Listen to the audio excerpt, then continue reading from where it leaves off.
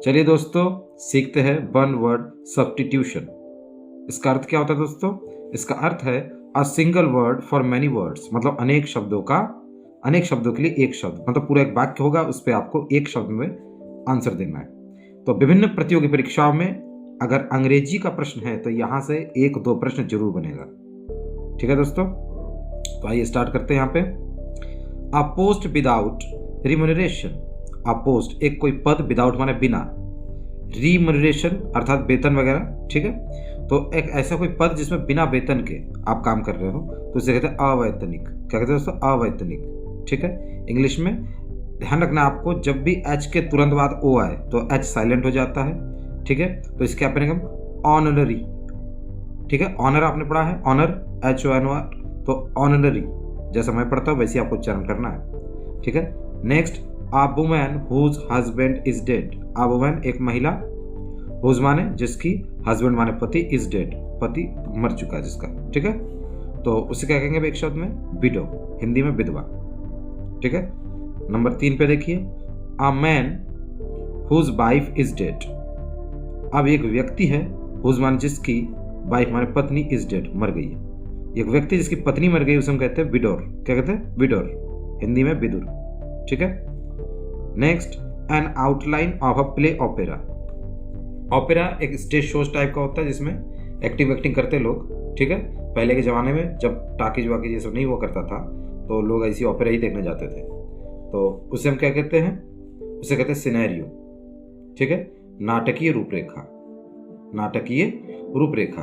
Opera में एक outline दिया जाएगा, भाई इसी के ऊपर आपकी ओपेरा जो भी आपका नाटक वाटक होगा तो उसे कहा जाता है नाटकीय रूपरेखा, सिनेरियो। नेक्स्ट है a woman who entertains guest. एक महिला जो इंटरटेन करती है, इंटरटेन माने मनोरंजन। ठीक है, किनकी? गेस्ट, गेस्ट माने मेहमान। ठीक है, मेहमान वगैरह जो आते हैं उनका जो इंटरटेन करे, उनका उनका मतलब मनोरंजन करे, तो उसमें क्या कहते हैं? उसे हम कहते हैं दोस्तों हॉस्टेस। क्या कहते हैं? हॉस्टेस, सत्कारिणी, हिंदी में सत्कारिणी। Next a vehicle which is use to carry a sick or bounded person. A vehicle माने एक वाहन, विच इज यूज जिसका प्रयोग किया जाता है, टू कैरी ले जाने में, आ सिक, सिक माने बीमार, और बाउंडेड, बाउंडेड माने घायल, पर्सन माने व्यक्ति को। ठीक है, उसे हम कहते हैं एम्बुलेंस। क्या कहते हैं? एम्बुलेंस, आपको पता होगा। Next a person who is very cruel.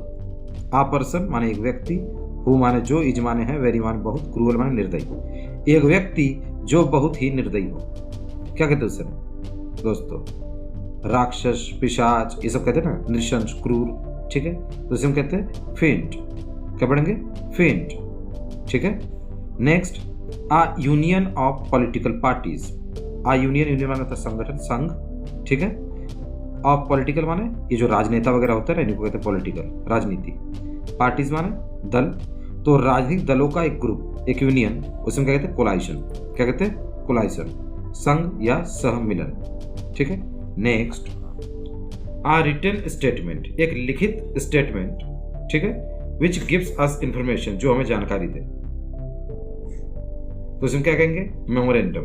क्या पढ़ेंगे? मेमोरेंडम, अर्थात ज्ञापन या स्मरण पत्र। ठीक है, ज्ञापन या स्मरण पत्र, मेमोरेंडम। ध्यान देना स्पेलिंग है मेमोरेंडम। ठीक है, आइए आगे देखते हैं।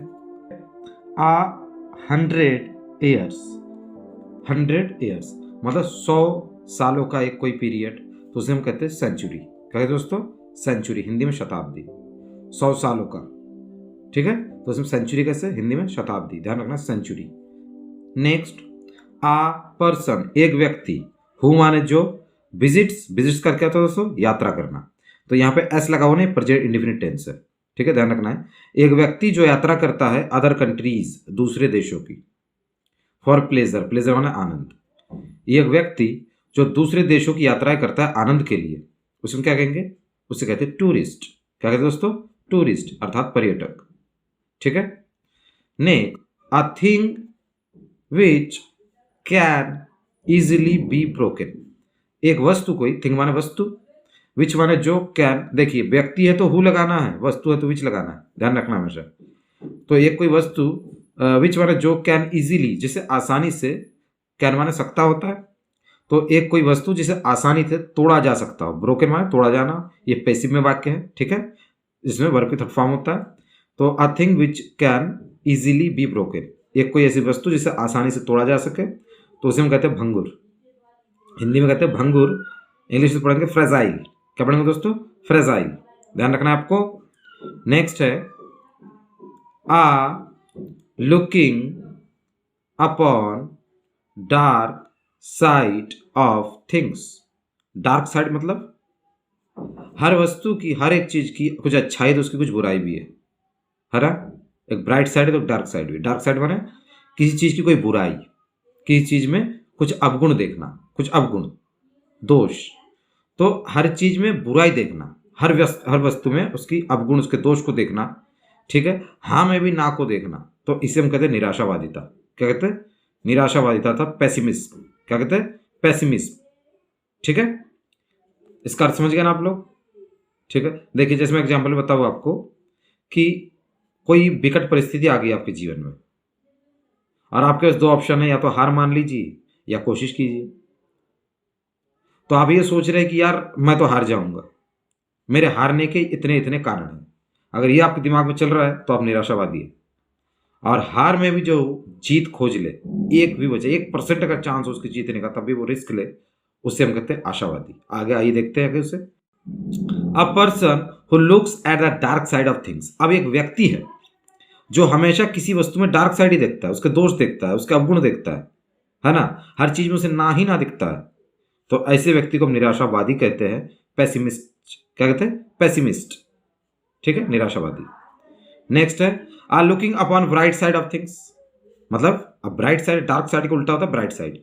मतलब ये निराशा की ओर देख रहा है तो ये आशा की ओर देख रहा है, अच्छा ही देख रहा है, रोशनी देख रहा है। तो बस हर चीज में उम्मीद को देखना, उसे हम कहते हैं आशावादिता, ऑप्टिमिज्म। पेसिमिस्ट का उल्टा होता है दोस्तों ऑप्टिमिज्म, ये आपको ध्यान रखना है। इसका एंटोनिम्स है ये विलोम शब्द। Next a person who looks at the bright side of things. एक व्यक्ति जो हमेशा वस्तु के ब्राइट साइड में देखता है, मतलब अच्छा ही देखता है, उजाला हर जगह, अंधेरे में भी रोशनी देखता है, तो उसे हम कहते हैं आशावादी, अर्थात ऑप्टिमिस्ट। क्या कहते हैं? ऑप्टिमिस्ट, आशावादी, ठीक है। Next an ideal talk. An ideal talk, ideal मतलब निकम्मा, निठल्ला, नालायक जो होते हैं ना, उनको ही कहा जाता है आइडियल, ठीक है। तो एन आइडियल टॉक, निकम्मे वाली बातचीत जिसका कोई अर्थ नहीं है, निरर्थक है, इसे बेवजह बात किए जा रहे, तो इसे हम कहते हैं गॉसिप। क्या कहते हैं? Gossip, GOSSIP, gossip. गॉसिप माने गपशप, ध्यान रखना है आपको, ठीक है। Next that which can not be understood.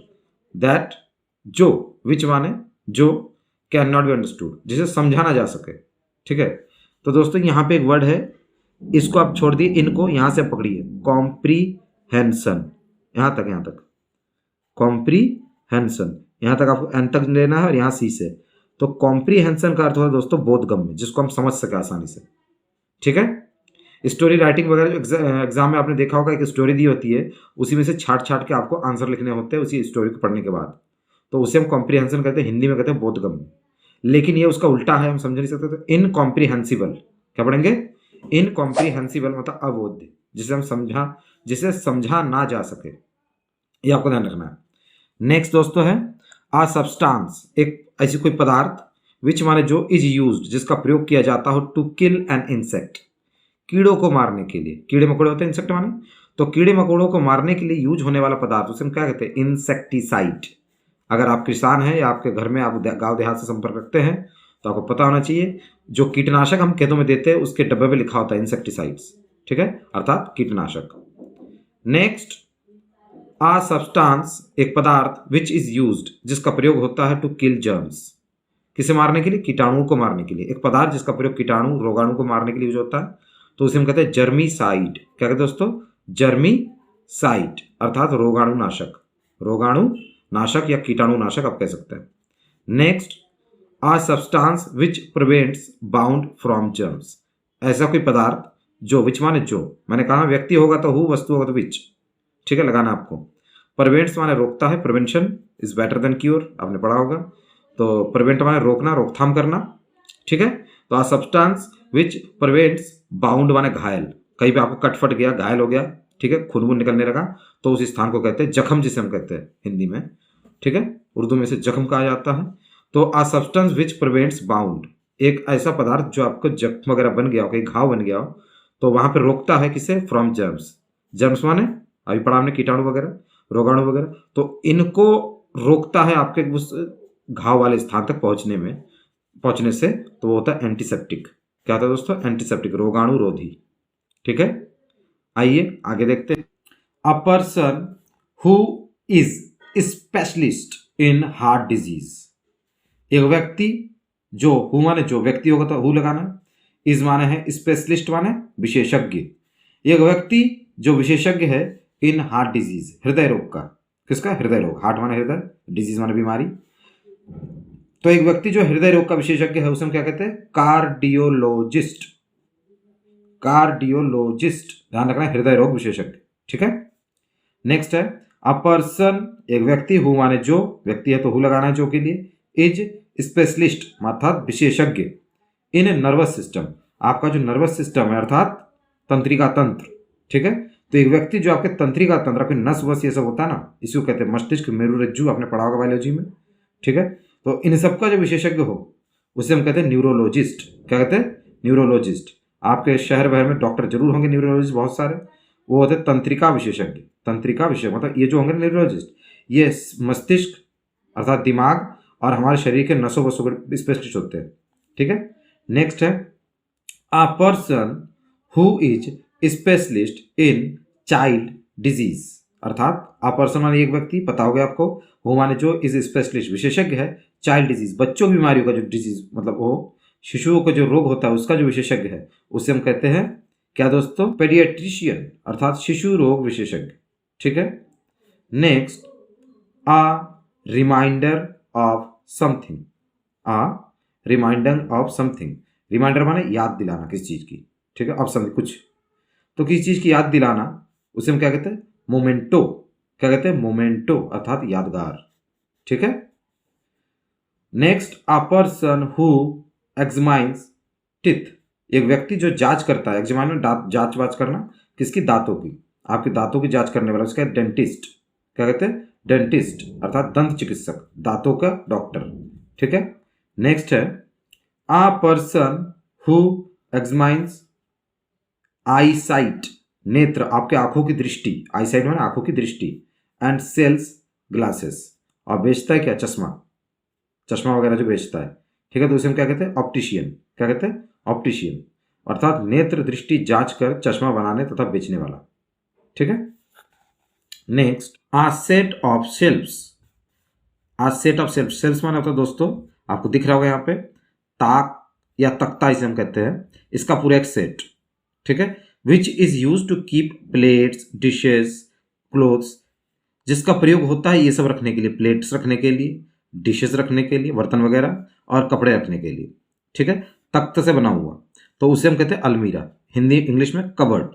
Cup board कतई नहीं पढ़ना इसे, कबर्ड, जैसे मैं पढ़ रहा हूं ध्यान से देखिए, कबर्ड, उच्चारण जैसा मैं करूंगा वैसे आपको करना है। ठीक है, आइए आगे देखते हैं।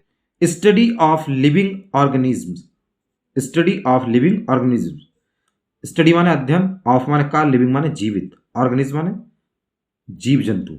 ठीक है, तो जीवित जीव जंतुओं का अध्ययन उसे हम क्या कहते हैं? बायोलॉजी, जीव विज्ञान। ठीक है, बायोलॉजी, जीव विज्ञान। चलिए दोस्तों आगे देखते हैं। आ पर्सन हु स्टडीज, एक व्यक्ति जो अध्ययन करता है, लिविंग ऑर्गेनिज्म, यही जीवित जीव जंतुओं का जो अध्ययन करे उसे हम क्या कहेंगे? बायोलॉजिस्ट। क्या कहते हैं? बायोलॉजिस्ट अर्थात जीव विज्ञानी। यहाँ बायोलॉजी माने जीव विज्ञान था, बायोलॉजिस्ट माने जीव विज्ञानी। ठीक है, जीवित जीवों का अध्ययन करने वाला। Next study of plants, plants माने पेड़ पौधे। ठीक है, तो पेड़ पौधों का अध्ययन उसे क्या कहते हैं? बॉटनी। क्या कहते हैं? बॉटनी, वनस्पति शास्त्र। ठीक है, next a person who studies plants, एक व्यक्ति जो प्लांट्स का अध्ययन करता हो, उन्हीं पेड़ पौधों का अध्ययन करता हो, मतलब ये तो विषय का नाम है। अब उस विषय का अध्ययन करने वाला उसे हम क्या कहेंगे? तो उसे कहते हैं बॉटनिस्ट। क्या कहते हैं? बॉटनिस्ट, वनस्पति शास्त्री।